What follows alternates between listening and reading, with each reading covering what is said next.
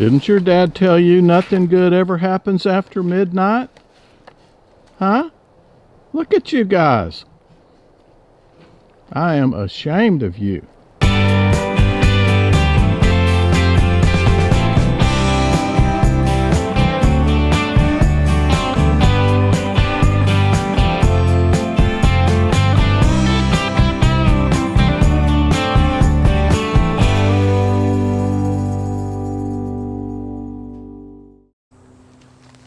Well, good afternoon, everyone, and welcome back to the ranch. Thank you so much for taking the time to drop in here for a little bit of a visit today.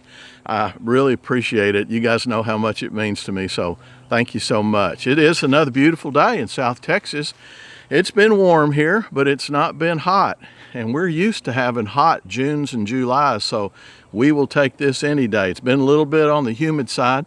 However, we've had some good rains. We had a lot of rain last month, and then it seems like every 2 or 3 days we get just a little bit of rain, so that is very, very rare in South Texas. We are usually very dry and very, very hot right now, and we are not. So we are liking this. We're not the only ones liking it either, because all this rain has really filled up the streams. And not only our little aquatic friends really enjoying the deeper, clearer waters, cooler waters too, I might add, but also the grasses are growing really, really well.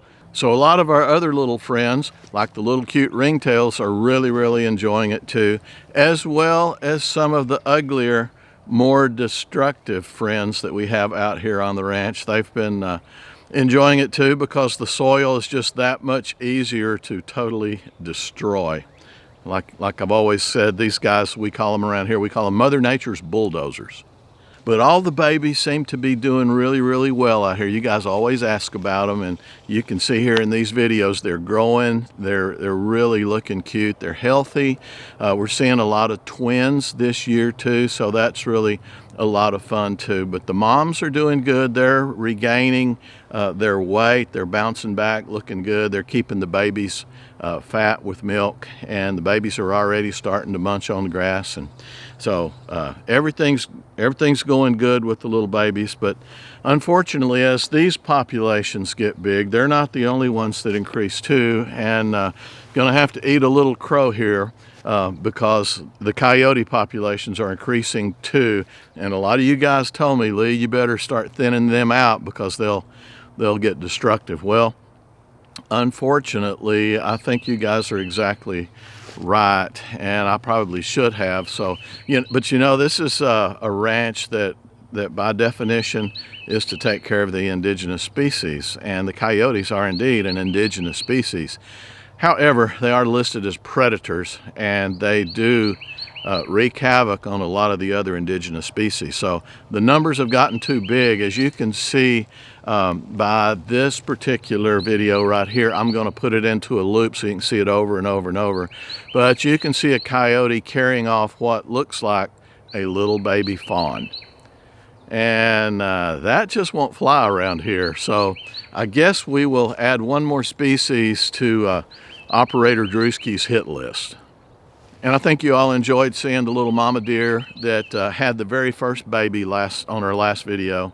And she's one that stays around the house all the time, and she brought her little baby back, and she brings him by the house 2 or 3 times a day.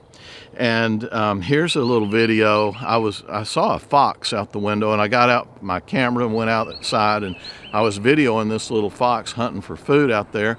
And then I just kind of panned the camera up, and I realized that there was the baby, our original first little baby, sitting right there. And you can tell by this little baby's body language, his mom is not too far away from him, and she's letting him know that he's getting just a little bit too close to that fox for her comfort.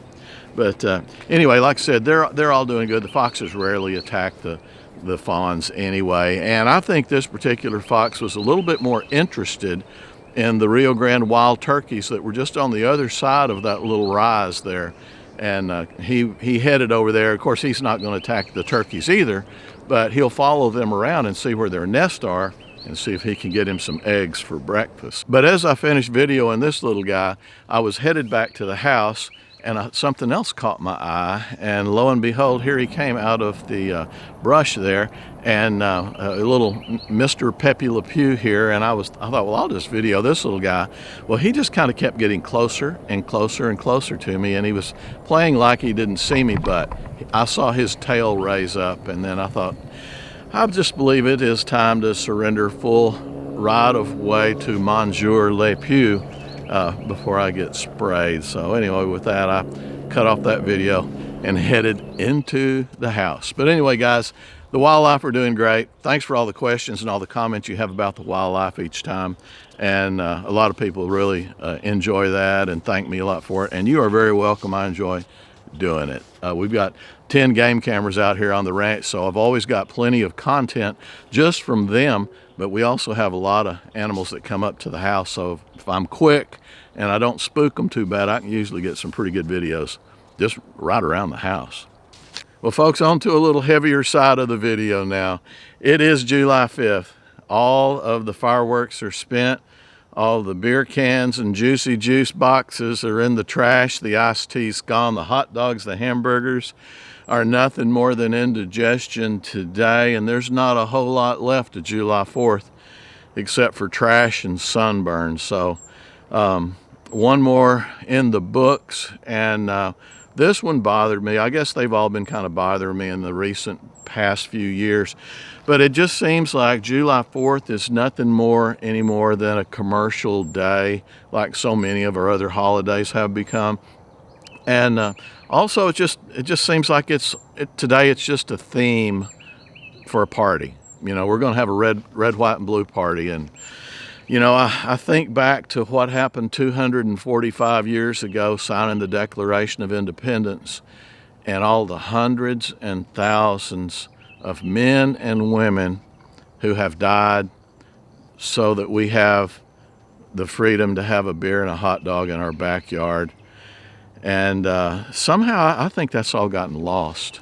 And it makes me concerned just thinking about, you know, you think of hundreds of thousands of people who have passed away to guarantee our freedom over the last 245 years, and you think of the millions of families that's affected. And I'm not just talking about the United States either. I'm talking about all the free countries of the world. We celebrate our freedom, and like the t-shirts always say, freedom is not free, and it definitely was not for any of us. So I wish that there was a little bit more depth of feeling, a little bit more of a heart going into this holiday, but that's just kind of the way this world's become. And folks, talking about strong men and women that have provided for us all types of different freedoms, a good historian will tell you there is a cyclical pattern that comes around in the history of any civilization. And it's got 4 premises. And the first one of these is hard times create strong men. The second one is strong men create good times. The third one is good times create weak men. And the fourth one is weak men create hard times. And see, we're back to hard times again. The next hard time creates strong men. And this is not just men, it's men and women. So if you take these 4 cyclical events and try to figure out where we are, it's pretty easy to figure out where we are. We're down there at number 4. We're down there in the area where weak men and women, weak people create hard times. And that's exactly where we're going right now. Because I think we are probably the weakest generation that has walked the face of the earth. And I'm not talking about Americans only. I'm talking about people, you know, this is a global community now, and I'm talking about people worldwide. I think we are the weakest generation yet. It seems that everything and everyone is now labeled. It's hard to say anything without somebody else calling you insensitive or racist or a homophobe or you're a Nazi or whatever. It's like you cannot open your mouth without hurting someone's overly sensitive feelings anymore. There seems to be no accountability. it's never anything that happens. It's never anyone's fault. It's always somebody else's fault. Nobody makes mistakes anymore, and it's just rare to see actual courageous people. When you do, it's shocking. Look what this guy did. It's like, holy cow, that should be a normal everyday event. Courage should be ubiquitous. It should be everywhere. We should all be courageous. People just seem to be what are called overly sensitive snowflakes anymore. And the word racist, that is a horrible condition. Being a racist, suffering from racism, those are terrible things. But the word racism is used for so many things, people don't even care to hear about it anymore. The word racism has totally lost its power because it is so overused. One other thing I've noticed is that everyone seems to be trying to be a victim. And forgive me for having to look down at my notes, but I wrote this in a hurry this morning. So I was just going to make this a little silly video about animals, but this was heavy on my heart, and I thought I would share it with you guys. So forgive me for having to look at my cheat sheets. But everyone seems today to be trying to be a victim. Each minority label increases your victimhood. It seems if you're gay, if you're an illegal immigrant, if you're a transgender person, if you have no job, if you have no home, suddenly your opinion is more important than the hard-working moms and dads of the world that are generating all the tax money that supports everyone else. And all those moms and dads, in the eyes of the public now, just by watching the news, you can see this. Just your regular everyday moms and dads, we have become the oppressors of all these victims. One of my greatest heroes once said that he yearned for the day when his children would be judged not by the color of the skin, but by the quality of their character. And man, all these victims and all that, they just blew past Martin Luther King like he wasn't even there. I don't really like Facebook, but I do get on there every now and then and check it. About the only reason I'm really on there is because of you guys. I've got quite a few Facebook friends on here. And like I said, I don't like Facebook much. I get on it every 2 or 3 weeks. Our buddy Hap Newsom will tell you that for sure, because he sends me private messages every now and then, and embarrassingly, it takes me a while to get back. But I did read something on Facebook the other day that kind of supported where I'm going here. And it said, we live in times where smart people are silenced so that stupid people won't be offended. And like I got into this thing on those 4 premises, the 4th one, where I think we are right now, is weak men create hard times. And I think we're headed for hard times if we're not already broaching that area. So the next question is, how do we turn this around? Going back to a paraphrased quote from Thomas Jefferson, remember, all that's necessary for evil to triumph is for men of good character to remain silent. So here we go back to the top part of that 4-part cycle. Strong men create good times. What Thomas Jefferson is telling us here, we all need to be strong, despite what your brothers and sisters in this world are doing. It's kind of like when God told Moses to take his peoples and go conquer this giant, what looked to be an insurmountable foe. And Moses thought, and God said, and I will help you do it. And Moses sends out 12 spies to go out and check this enemy out. They come back, and Moses asked the first one, he said, what do you think about the enemy? And he goes, they're bigger than we are, they're more numerous, they're more well protected, and they're more well armed. There's no way we can defeat them. And number 2, 3, 4, 5, 6, all the way up to 11 agreed with old number 1. And then there's this one guy, this cat named Caleb, standing over there, and Moses looked at Caleb and he said, Caleb, what do you think? And Caleb looked at Moses and he said, let's go kick their butt. We need to be Caleb in this deal. We need to stand up. We need to be the strong men that create good times. We've had enough of this weak men creating hard times. So the hard times, probably what we're going through right now, the hard times will create good men. And we need to be those good men. Not only do we need to be strong like Caleb, but we also need to be confident, brave. We need to be accountable for all of our actions. We need to be honest and loving and kind. We can't change this world with one law. We can't change all these crazy new institutions, but we can stop fearing them. And we can start being brave and standing up for what we believe in. And that, my friends, is the way we'll get it done. And it's one of those deals where we can't depend on anybody else to change this for us. It's got to be you, and me. And this is one of those situations where we need to get others involved. We cannot do this by ourselves. So I rarely, I think I've only done this one time before, ask people to subscribe, like this video, and share it.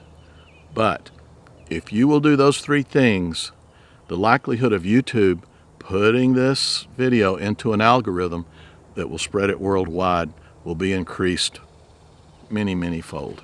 So, my dear friends, if you would, please, if you're not a subscriber, please subscribe, hit the like button, and also share this with a friend you think would appreciate the value and the morals that you and I stand for. And I would thank you dearly. So guys, that's it.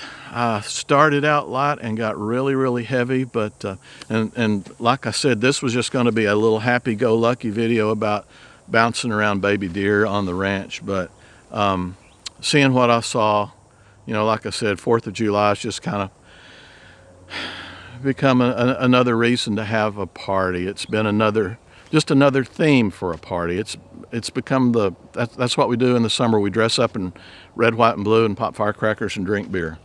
And that's not really it. It's we owe a lot of people a giant debt, and this country's going to hell in a handbasket. The world's going to hell in a handbasket, and it's up to good people to turn it around. And I know you are them. So anyway, God bless you all. Thank you for enduring this video. I know it was not a fun one to watch, but it's a serious video and it needed to be said. So it has been said now. And like I said, God bless you all. And I'll look forward to seeing each and every one of you on the next video. Y'all take care. Always remember I love you, and we will see you soon. Bye-bye now.